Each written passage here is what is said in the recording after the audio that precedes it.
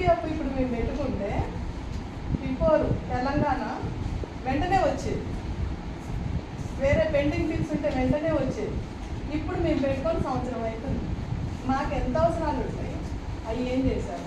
ఇంకో బాధాకరణ విషయం ఏంటంటే ఇంతమంది మాట్లాడారు, ఒక్కదన్నా 317 గురించి అని మాట్లాడతారేమో అని చూశారు. దాని గురించి ఏమంటారు? మ్యూచువల్ అన్నారు, మ్యూచువల్ డబ్బులతో మొత్తం ట్రాన్సాక్షన్ నడిచింది. టీచర్స్కి మన పైన ఇన్కమ్ ఉండదు, శాలరీనే ఉంటుంది, శాలరీ బేస్డ్. మనం మరి టీచర్స్ మాకు ఎంత సర్వీస్ నష్టపోయిందో, డబ్బులు నష్టపోయిందో, అన్నీ నష్టపోతున్నారు. దాని గురించి ఏం మాట్లాడతారు సార్ చెప్పండి.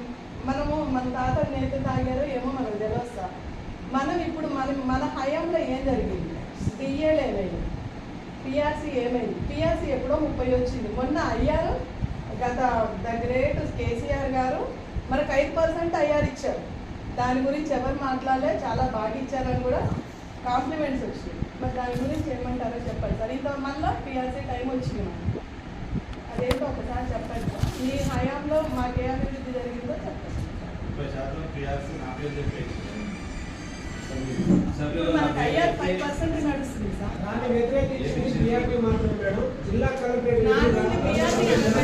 అంతకుముందు ఏంటంటే, అంతకుముందు తెలంగాణ రాకముందు అన్ని యూనియన్లు కలిసి కట్టిన జేఏసీ అనే బేస్ ఇప్పుడు ఎందుకు యూనియన్ గా రావట్లేదు, కలిసి కట్టుకు ఉండట్లేదు సార్.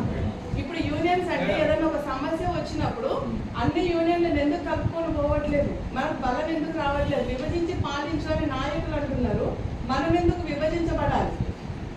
ఓన్లీ పిఆర్టీఎల్ కాదు, మీరు కలుపుకోండి మిగతా సంఘాలను. ఏదైనా ప్రాబ్లం వచ్చినప్పుడు మిగతా సంఘాలను కలుపుకోండి. 317 గురించి ఇప్పుడు ఇంతమందిలో ఒక్కరు కూడా మాట్లాడలేదు. మేము ఎంత సఫర్ అవుతున్నాం, ఎంత. నేను ఖమ్మం నడిగొడ్డులో పుట్టి పెరిగిన వాళ్ళము. సరే, దాంట్లో ప్రయారిటీస్ ఇచ్చారా? కరెక్ట్గా ఇచ్చారా? వీడియో అయితేనేమో ఓకే, సిగిరిమెను లేదు, ఇంకా చాలా ప్రయారిటీసులు ఉన్నాయి. ఇది ఎంతవరకు న్యాయం ఉంది? ఒకసారి చెప్పండి, ఆలోచించండి. అంటే సిగ్గులుమెను ఎటుపోయినా పర్వాలేదు, వీడియో అయితే ఓకే. ఇక కొన్ని ఇవి ఉన్నాయి, జాబ్స్ ఉన్నాయి, కొన్ని కేటగిరీస్ ఉన్నాయి. అవి స్పౌజులకు ఎంత న్యాయం జరుగుతుంది? స్పౌజులు ఉంటే వీళ్ళు ఇక్కడ ఉంటే వాళ్ళు పక్కన స్కూళ్ళు, ఇంటి పక్కన ఇల్లు చూసుకుంటారు. మళ్ళా మాకు జనరల్ తక్కువ, మళ్ళీ ఎటో పోవాల్సింది. ఇప్పుడు ఎటు తిరిగి జనరల్ నష్టపోతున్నారా? ఇంకొక ట్రాన్స్ఫర్స్ లో నష్టపోతారు, ఇందులో జనరల్లోనే నష్టపోవాలి. అది మరి వాళ్ళకి ఎందుకు న్యాయం జరగట్లేదు? ఇప్పుడు స్థానికత ప్రకారం తీసేసింది, కానీ స్థానికత ప్రకారం తీసేసింది ఓకే. కనీసం జోనల్ చేయడానికి ఒకసారి అన్నారు టెక్నికల్ ఇష్యూస్ వస్తున్నాయి అన్నారు. ఏం టెక్నికల్ ఇష్యూస్ మాకు కొంచెం చెప్తే మీరు వింటారు సార్. 317 రాత్రి జీవో తెచ్చిండ్రు, దానికి లేని టెక్నికల్ ఇష్యూస్ మన దీనికి ఎందుకు వచ్చినాయి? అవి కొంచెం చెప్పండి. మీ హయాంలో ఏం అభివృద్ధి చేశారు, మా టీచర్స్కి ఏం చేశారు? ఇంతవరకు 5 ఏళ్ళు ఉన్నాయి పెండింగ్. ఏది ఎంత ఇబ్బంది పడుతుందో మేము?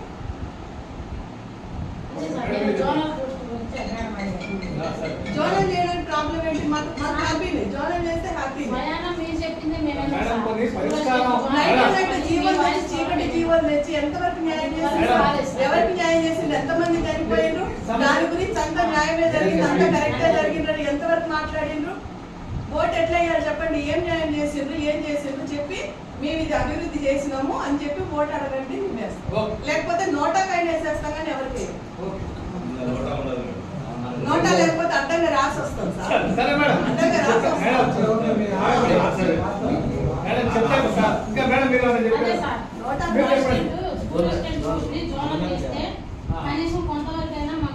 హ్యాపీగా చేసుకుంటాము. రిటైర్ అయినాక ఇక్కడున్నా ఈసారి ప్రాసెస్ లో మేము వెళ్తామేమో అనేది హోప్ ఉంటుంది. అసలు సెక్రటేరియట్లోకి వెళ్తే గుమ్మం కూడా దాటనియారు. అదేనా ఇప్పుడు వచ్చారు?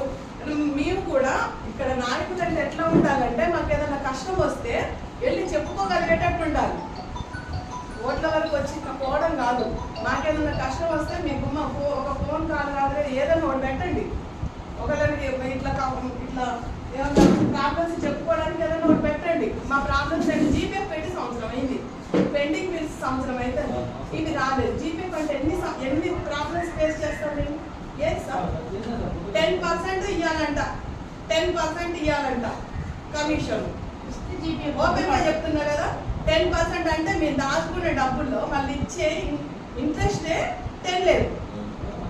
అంటే మేము దాచుకున్న ఇంట్రెస్ట్ కాక మా అసలు కూడా వాళ్ళకి చేయాలి. అంటే ఇది ఓపెన్ కాదు, కానీ అక్కడ జరిగేది నేను చెప్తున్నాను. ఎవరి కాళ్ళ వెళ్ళబడ్డాం?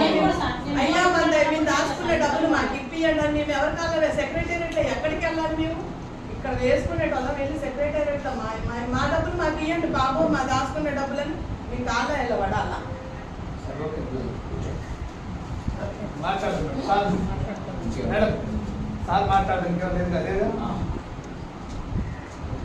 మీకు తెలుసా ఏదన్నా నేను ఒకటి చెప్తున్నాను, only PRT separate, only UTF కాదు పిఆర్టీ కాదు, ఏదైనా సమస్య వచ్చినప్పుడు నా ఒపీనియన్ చెప్తున్నా, అన్ని యూనియన్లను కలుపుకోండి. ఇన్ని యూనియన్లు ఉన్నాయి, ఎవరికి వాళ్ళు ఎంతమంది ఉంటారు? 100 మంది 10 యూనియన్లు వేసుకుంటే 10 మంది అవుతారు. అదే 100 మంది కలిసి కట్టుకుంటే గవర్నమెంట్ దిగిరాదా? అందరు కలిసి వచ్చిన తర్వాత చెప్తారు. జేఏసీగా ఏర్పడ్డారు. ఆ జేఏసీ సంఘానికి additional general secretary sir Revanth Reddy గారు వచ్చిన తర్వాత ఒక్క డిఏ ఇచ్చిండ్రా? ఒక్క డిఏ ఇచ్చిండ్రు, సంవత్సరం దాటింది. ఏం చేస్తున్నారు? చెప్తాను సార్, చెప్తారు.